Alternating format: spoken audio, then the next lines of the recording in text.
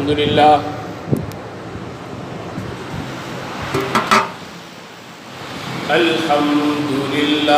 نحمده ونستعينه ونستغفره ونؤمن به ونتوكل عليه ونعوذ بالله من شرور أنفسنا ومن سيئات أعمالنا من يهده الله فلا مضل له ومن يضلله فلا هادي له ونشهد أن لا إله إلا الله وحده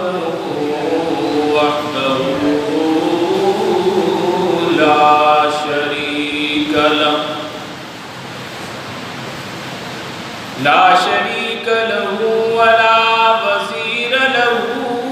ولا معين له ولا مشير له وصل على سيد الرسل وأكمل الرسل وأجمل الرسل وأحسن الرسل وأشرف الرسل وخاتم الأنبياء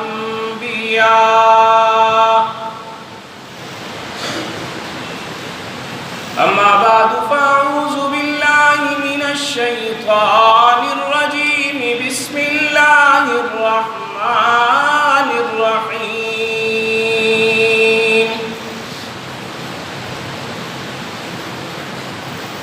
يا أيها النبي إنا أرسلناك شاهدا ومبشرا ونذيرا وداعيا إلى الله بإذنه وسراجا منيرا صدق الله خالقنا العظيم وصدق رسوله النبي الكريم ونحن على ذلك لمن الشاهدين والشاكرين والحمد لله رب العالمين.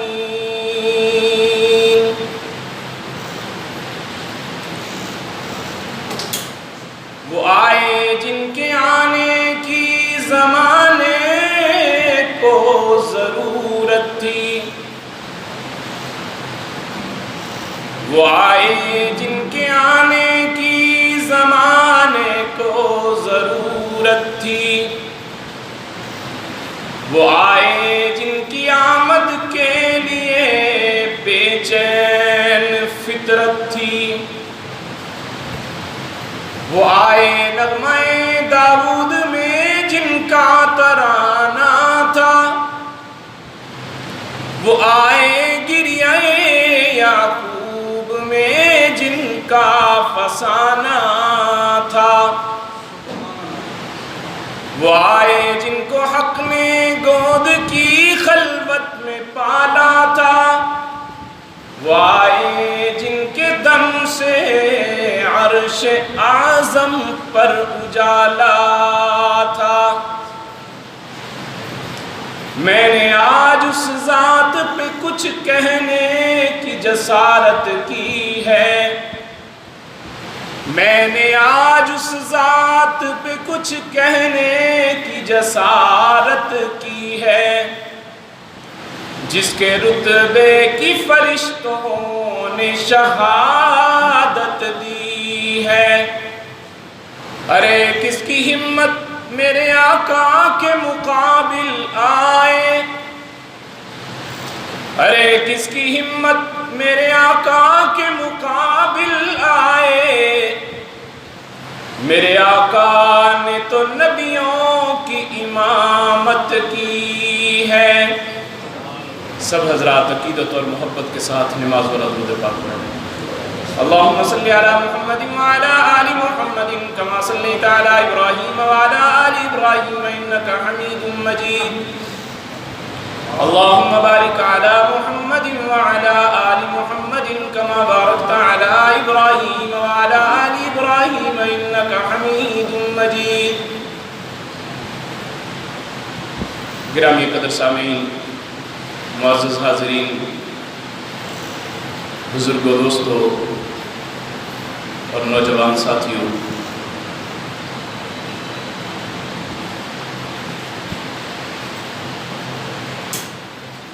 آقا انعامدار، فخر موجودات، امام الانبیاء، فخر الانبیاء، حضرت محمد مصطفیٰ احمد مجتبیٰ صلی اللہ علیہ وسلم کی ذات گرامی اس امت کے لیے بہت بڑا اللہ کا انعام اور احسان ہے۔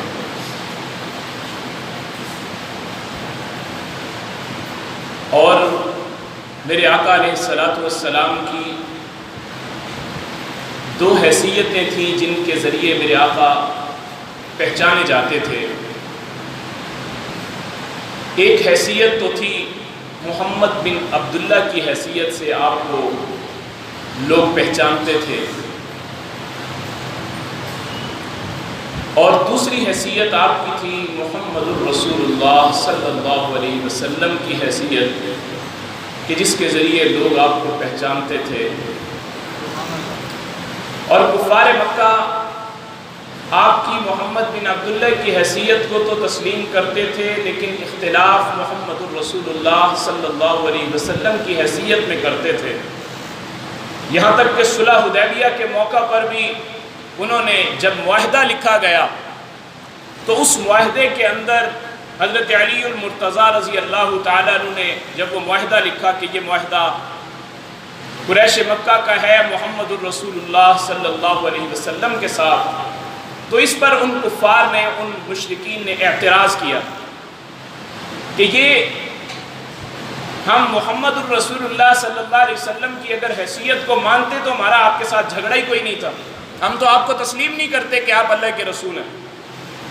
تو لہٰذا یہاں سے محمد الرسول اللہ کا لفظ مٹایا جائے۔ تو حضرت علی المرتضیٰ رضی اللہ تعالیٰ عنہ کا وہ جملہ جو انہوں نے وہاں پر بولا، تاریخ ساز جملہ، فرمایا کہ میری محبت یہ گوارا نہیں کرتی کہ میں اپنے ہاتھوں سے اپنے محبوب کے نام کو مٹا دوں۔ میری محبت یہ گوارا نہیں کرتی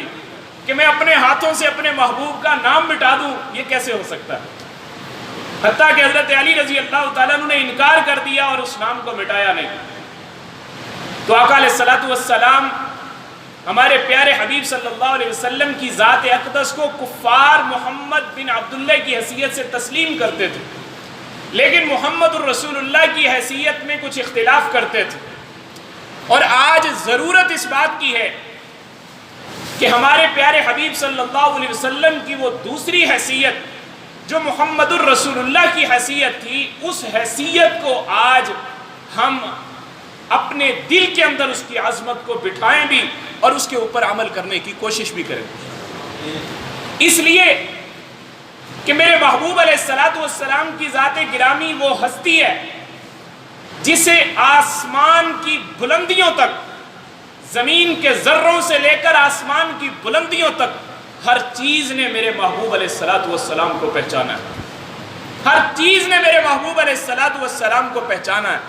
ہر چیز کو میرے محبوب علیہ السلام کی ذات کا تعارف تھا، اور ہر چیز نے میرے محبوب علیہ السلام کی عظمت کا برملا اعتراف کیا ہے۔ سورۃ آل عمران کی آیت نمبر 82 کے اندر بھی اللہ رب العزت نے اسی کا ذکر کیا کہ انبیاء کرام علیہ السلام کی روحوں سے اللہ نے خطاب کر کے ان سے یہ کہا تھا کہ میں اپنا ایک نبی تمہارے اندر بھیج رہا ہوں، اس نبی کی نصرت کرنا بھی اور اس پر ایمان لانا بھی یہ تمہاری ذمہ داری۔ وَإِذْ أَخَذَ اللَّهُ مِيثَاقَ النَّبِيِّينَ لَمَا آتَيْتُكُم مِّن كِتَابٍ وَحِكْمَةٍ ثُمَّ جَاءَكُمْ رَسُولٌ، پھر تمہارے پاس ایک رسول آئے گا، میں تمہیں نبوت بھی دوں گا، رسالت بھی دوں گا، لیکن پھر ایک نبی تمہارے پاس آئے گا اور اس نبی کی نبوت پر ایمان لانا تمہارے لیے ضروری ہوگا۔ تو انبیاء کرام علیہم کو رب العالمین نے پہلے سے پابند کیا کہ میرے محبوب دنیا میں تشریف لانے والے ہیں، تو میرے محبوب کی عظمت کا اعتراف کرنا اور میرے محبوب کی ذات کو ماننا یہ آپ لوگوں کے ذمے ہے۔ تو انبیاء کرام علیہم السلام نے بھی میرے محبوب علیہ السلام کی حیثیت کو پہچانا، یہاں تک کہ جب جبرائیل امین علیہ السلام معراج پر لے کر گئے تو وہاں پر جا کر بھی جب آدم علیہ السلام سے پہلے آسمان پر ملاقات ہوئی، بلکہ اس سے پہلے آسمان کے ہر فرشتے نے جب دروازے پر دستک دی، آسمان کا دروازہ، حضرت جبرائیل علیہ السلام سے پوچھا گیا کون ہے؟ تو کہا انا جبریل، من معک، آپ کے ساتھ کون ہے؟ کہا میرے ساتھ محمد الرسول اللہ صلی اللہ علیہ وسلم۔ تو مزید تعارف نہیں کروانا پڑا کہ کون محمد الرسول اللہ، ایسا کسی اس فرشتے نے سوال نہیں کیا، اس لیے کہ فرشتے بھی میرے محبوب علیہ السلام کی ذات کو پہچانتے تھے۔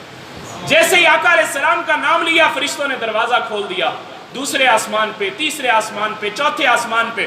اب ہر آسمان کے فرشتوں نے میرے آقا علیہ السلام کی عظمت کو پہچانا۔ جب آدم علیہ السلام کے پاس گئے تو آدم علیہ السلام کو جا کر حضرت جبرائیل کو بتانا نہیں پڑا کہ یہ حضرت محمد صلی اللہ علیہ وسلم، بلکہ جب آدم علیہ السلام کے سامنے لے کر گئے تو آدم علیہ السلام نے خود آگے بڑھ کر استقبال کیا، مرحبا بالنبی الصالح، مرحبا بابن الصالح، خوش آمدید اے میرے نیک بیٹے، اے نیک نبی، تمہارا آنا مبارک ہو، ہم تمہیں خوش آمدید کہتے ہیں۔ آدم علیہ السلام نے بھی پہچانا اور بغیر بتائے کے پہچانا کہ یہ حضرت محمد صلی اللہ علیہ وسلم۔ پھر ہر نبی سے جس سے بھی تعارف ہوا، کسی نبی کو یہ نہیں بتانا پڑا کہ یہ حضرت محمد صلی اللہ علیہ وسلم ہے، بلکہ ہر نبی کو خود سے پتا تھا کہ یہ حضرت محمد صلی اللہ علیہ وسلم کی ذات ہے۔ آسمان کے فرشتوں نے میرے محبوب کو پہچانا، انبیاء کرام علیہ السلام کی ذات نے میرے محبوب کو پہچانا۔ یہاں تک آتا ہے، مسلم شریف کی ایک روایت ہے، فرمایا کہ آقا علیہ السلام کے بارے میں ایک فرشتہ اللہ سے اجازت طلب کرتا ہے کہ مولا میں آپ کے محبوب، میں زمین پر جانا چاہتا ہوں۔ فرشتے نے کہا میں زمین پر جانا چاہتا ہوں۔ تو رب العالمین نے اس سے سوال کیا کہ تم پہلے تو زمین پر کبھی نہیں گئے،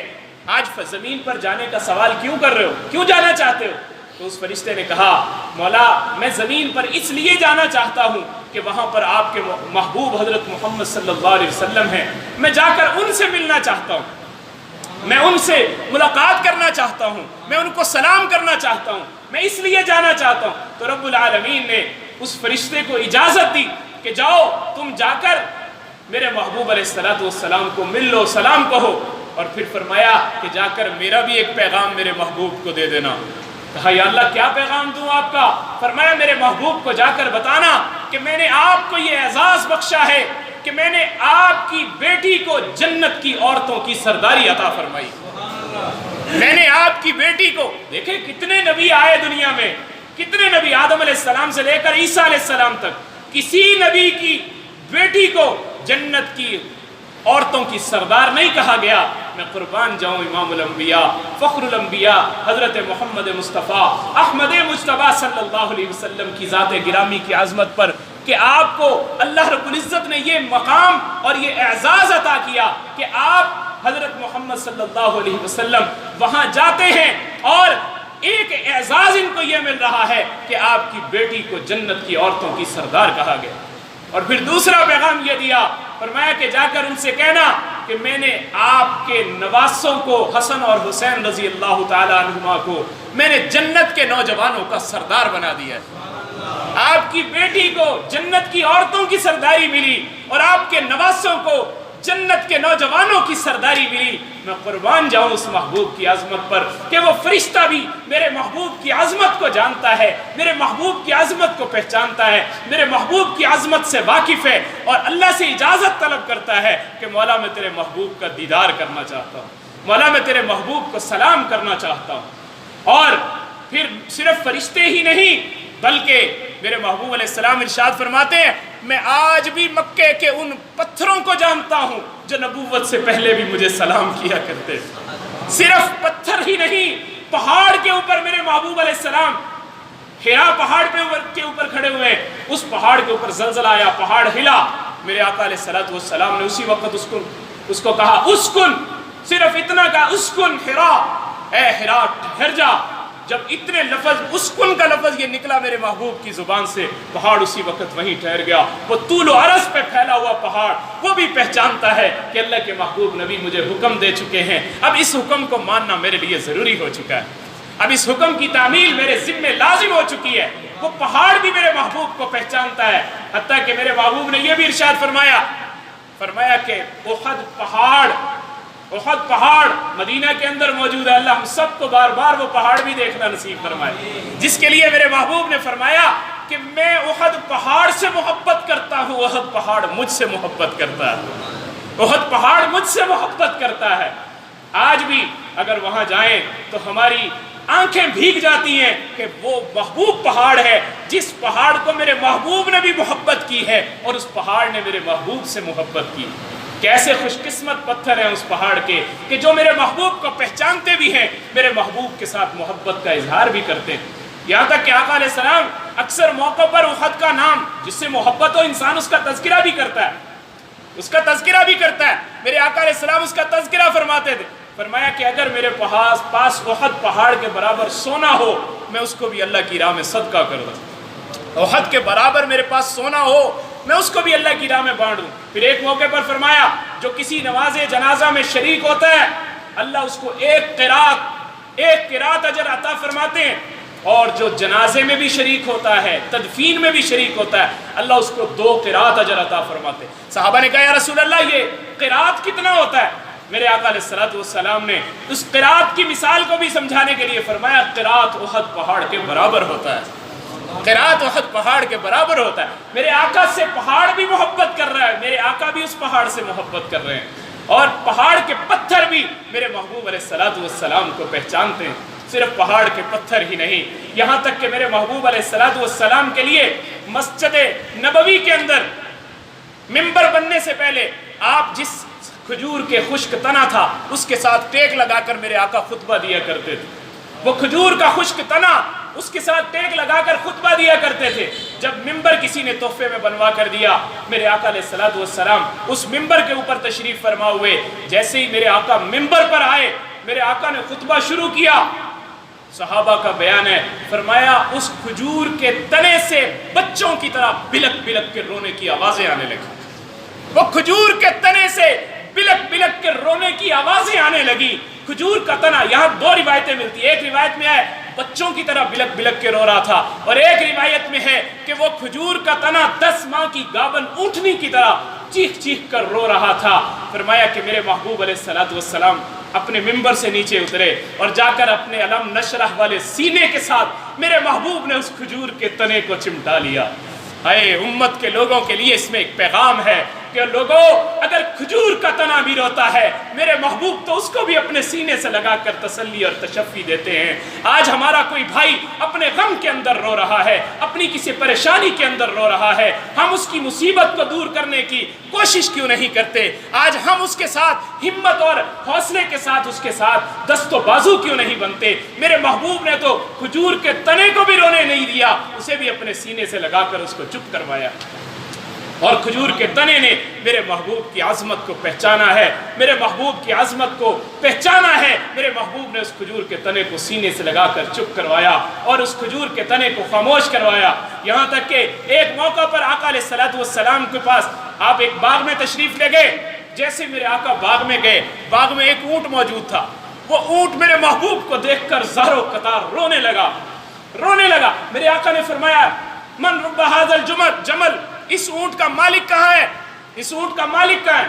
تو لوگوں نے بتایا کہ یا رسول اللہ وہ فلاں انصاری صحابی اس کا مالک ہے۔ میرے آقا نے اس کو بلایا، فرمایا کہ دیکھو بھائی، یہ اونٹ آپ کی شکایت کر رہا ہے، یہ اونٹ آپ کی شکایت کر رہا ہے۔ اللہ کے نبی علیہ السلام سے اس کو محبت تھی، اونٹ کو بھی پہچان تھی اللہ کے نبی کی کہ یہاں پر میں شکایت کروں گا تو میری شکایت سنی جائے گی،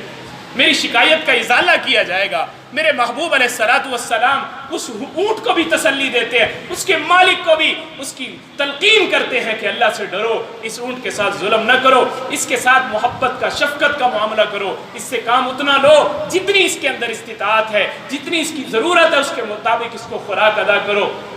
اونٹ بھی میرے محبوب کو پہچان رہا، لیکن آج افسوس سے کہنا پڑتا ہے کہ اونٹ بھی میرے محبوب کو پہچانے، کھجور کا خشک تنا بھی میرے محبوب کو پہچانے، اور پہاڑوں کے خشک پتھر بھی میرے محبوب کو پہچانے، آسمانوں کے فرشتے بھی میرے محبوب کو پہچانے، اور حتیٰ کہ انبیاء کرام علیہم السلام بھی میرے محبوب کو پہچانے۔ اگر نہیں پہچان رہا تو آج کا کلمہ گو مسلمان جس نے اپنے آپ کو یہ کہہ رکھا ہے کہ میں اللہ کے محبوب نبی کا امتی ہوں، آج اس نے اپنے محبوب نبی کو نہیں پہچانا، اس نے اپنے محبوب نبی کی اداؤں کو نہیں پہچانا، اس نے اپنے محبوب نبی کی اداؤں پہ غور نہیں کیا، اس نے اپنے محبوب نبی کی اداؤں کو اپنی زندگی میں لاگو نہیں کیا، اس نے اپنی زندگی کو غیروں کے طریقوں پر چلانے میں اپنی زندگی کی کامیابی سمجھی۔ خدا کی قسم ان غیروں کے طریقوں میں کامیابی نہیں ہے، کامیابی اگر ہے تو امام الانبیاء حضرت محمد مصطفیٰ صلی اللہ علیہ وسلم کے طریقوں میں کامیابی ہے۔ اللہ نے میرے محبوب کی ایک ایک ادا میں کامیابی رکھی ہے، جو میرے محبوب کی اداؤں کو اپنی زندگی میں لاگو کرے گا اللہ رب العزت اس کو کامیابیوں سے ہمکنار کر دیں گے، اس کو عزتیں عطا کر دیں گے، اس کو شانیں عطا کر دیں گے، اس کو بلندیاں عطا کر دیں گے، اس لیے کہ میرے محبوب کی عظمت کو کائنات کی ہر چیز پہچانتی۔ صحابہ کہتے ہیں ایک مرتبہ میرے محبوب تشریف لے گئے، قضاء حاجت کے لیے کوئی اوٹ کی جگہ نہیں تھی، میرے محبوب نے ایک درخت کی ٹہنی کو پکڑا اور پکڑ کر فرمایا اللہ کے حکم سے میرے ساتھ چلو۔ فرمایا وہ اونٹ میرے محبوب کے ساتھ، وہ کھجور کا تنا میرے محبوب کے ساتھ یوں چلا جیسے کوئی فرما بردار اونٹ ساتھ چل پڑتا ہے۔ میرے محبوب کے ساتھ چل پڑا، کھجور کا تنا زمین سے اس کی جڑیں نکلتی ہیں اور نکل کر میرے محبوب کے ساتھ چل پڑتا ہے۔ میرے محبوب کو جہاں ضرورت تھی وہاں ایک درخت کو لے گئے، پھر دوسرے کو لے گئے، ان کو آپس میں جڑنے کا حکم دیا، وہ جڑ گئے۔ جب میرے محبوب فارغ ہوئے ان کو اپنی جگہوں پہ جانے کا حکم دیا، وہ درخت اپنی اپنی جگہوں پہ چلے گئے، اس لیے کہ ان درختوں نے بھی میرے محبوب کو پہچانا، ان درختوں نے بھی پہچانا کہ یہ اللہ کے نبی کا حکم ہے، اس کو ہم ٹال نہیں سکتے۔ جو نبی علیہ الصلوۃ والسلام نے حکم دیا ہے اس کو ماننا ہمارے لیے ضروری ہے، اگر ہم اس کو نہیں مانیں گے ہماری کامیابی نہیں ہے۔ اور جب براق کے اوپر معراج کی رات جب براق کے اوپر سوار کرنے لگے تو براق بدکنا شروع ہوا، تو جبرائیل امین نے اس کے کان میں بتایا تمہیں معلوم ہے آج تمہارے اوپر کون سوار ہو رہا ہے؟ تو براق کے کان میں جب یہ کہا کہ تمہارے اوپر آج سوار ہونے والی ہستی کا نام حضرت محمد مصطفیٰ احمد مجتبیٰ صلی اللہ علیہ وسلم ہے، ادھر جبرائیل امین نے اتنا بتایا، ادھر اس کی ساری شوخیاں ختم ہو گئیں، اس کا بدکنا ختم ہو گیا، ایسے چلا جیسے فرما بردار جانور چلتے ہیں۔ میرے محبوب کو اس نے بھی پہچان لیا، لیکن آج کا مسلمان اپنے آپ کو یہ کہتا ہے کہ میں اللہ کے محبوب نبی کا عاشق ہوں، غلامی رسول میں موت بھی قبول ہے، میں اللہ کے رسول کی غلامی میں موت کو بھی قبول کرنے کے لیے تیار ہوں۔ میرے بھائی یہ ہمارا دعویٰ صرف زبان سے نہیں ہونا چاہیے، بلکہ ہمارا عمل اس چیز کی گواہی دینی چاہیے ہمارے عمل کو کہ ہم اللہ کے محبوب نبی کو پہچانتے بھی ہیں کہ وہ ہمارے محبوب نبی ہیں، ہم ان کی عظمتوں کو پہچانتے ہیں، ہم آپ کی جو ایک ایک سنت ہے اس کے اوپر چلنا اپنی زندگی کی معراج سمجھتے ہیں، اپنی زندگی کی کامیابی سمجھتے ہیں کہ اگر ہم حضور کے طریقے پہ چلیں گے تو کامیابی ملے گی، اگر غیروں کے طریقوں پہ چلیں گے ناکامی ملے گی۔ اسی لیے کہتے کسی شاعر نے بہت خوب کہا، اس نے کہا میں نے آج اس ذات پہ کچھ کہنے کی جسارت کی ہے، میں نے آج اس ذات پہ کچھ کہنے کی جسارت کی ہے جس کے رتبے کی فرشتوں نے شہادت دی۔ میں نے آج اس ذات پہ کچھ کہنے کی جسارت کی ہے جس کے رتبے کی فرشتوں نے شہادت دی ہے۔ ارے کس کی ہمت میرے آقا کے مقابل آئے، ارے کس کی ہمت میرے آقا کے مقابل آئے، میرے آقا نے تو نبیوں کی امامت کی ہے،